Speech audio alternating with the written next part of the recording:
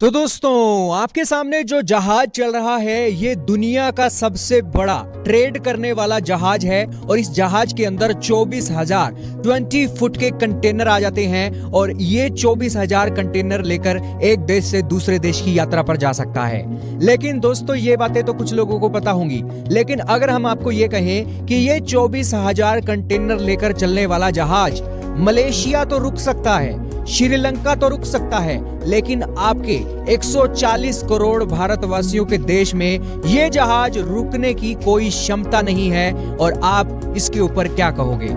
जी हाँ दोस्तों, हम कोई हवा में तीर नहीं मार रहे हैं। आपके सामने बकायदा हिंदुस्तान टाइम का आर्टिकल चल रहा है जिसके अंदर इस न्यूज की चर्चा की गई है। क्या है मामला? बहुत इंटरेस्टिंग न्यूज है, बहुत कुछ जानने को मिलेगा और वाकई में ही ये न्यूज अपने दोस्तों से शेयर करना बनती है। सारी बातें जानेंगे, बहुत इंपॉर्टेंट न्यूज है। शुरू करते हैं आज की इस वीडियो को। सबसे पहले फेसबुक। दोस्तों एक रिपोर्ट सामने आई थी लंदन के थिंक टैंक के ऊपर से।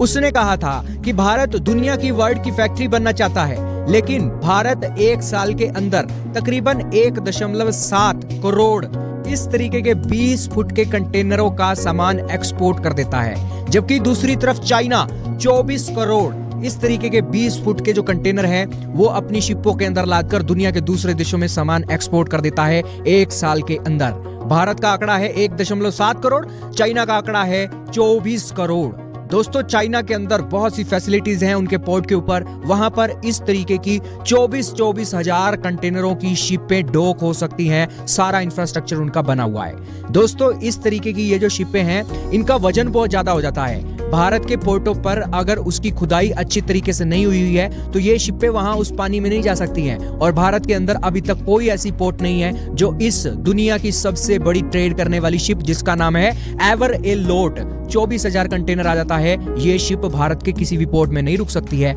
आज के समय में। दोस्तों हाल ही में आर्टिकल लिखा गया, इसके अंदर कहा गया कि ये शिप मलेशिया के पोर्टों पर रुक सकती है, ये शिप श्रीलंका जैसे देश के अंदर रुक सकती है, लेकिन भारत जैसे देश के अंदर नहीं रुक सकती है। अब आप कहोगे कि क्या भारत की नरेंद्र मोदी सरकार इस मामले में फिसड्डी है? क्या भारत की सरकार को पता नहीं है कि इस तरीके की शिपें रुकनी चाहिए? दोस्तों पता है, यही कारण है कि भारत के अंदर दो ऐसे पोर्ट हैं, एक केरला के अंदर है और एक और पोर्ट है, आपके सामने स्क्रीनशॉट चल रहा है। इन दो पोर्टों के अंदर यह फैसिलिटी बनाई जा रही है कि ये शिपें वहां पर रुक सकें।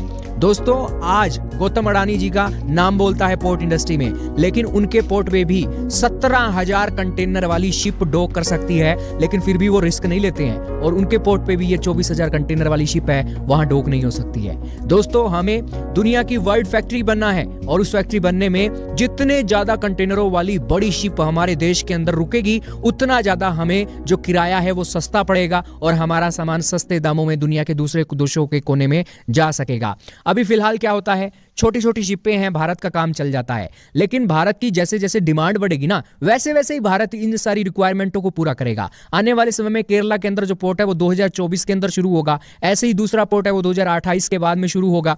तो ये फैसिलिटी धीरे धीरे भारत की सरकार के दिमाग में भी है, लेकिन ये बात आश्चर्य करती है कि मलेशिया और श्रीलंका जैसे देशों में ये जहाज रुक सकते हैं, लेकिन भारत के किसी पोर्ट में रुकने की क्षमता नहीं है। ऐसी क्षमता हमें जरूर विकसित करनी चाहिए और बेसिकली हम धीरे धीरे एक्सपोर्ट बढ़ाएंगे तो वैसे वैसे चाइना के मुकाबले हमारे भी ये ऑर्डर बढ़ेंगे और उस सिचुएशन में ये बड़ी बड़ी शिपें भारत के अंदर भी आकर रुकेंगी। आपका क्या मानना है इस शिप के ऊपर? कमेंट सेक्शन में जरूर बताइएगा, अपनी राय का इजहार भी जरूर कीजिएगा। इस वीडियो में सिर्फ इतना ही था।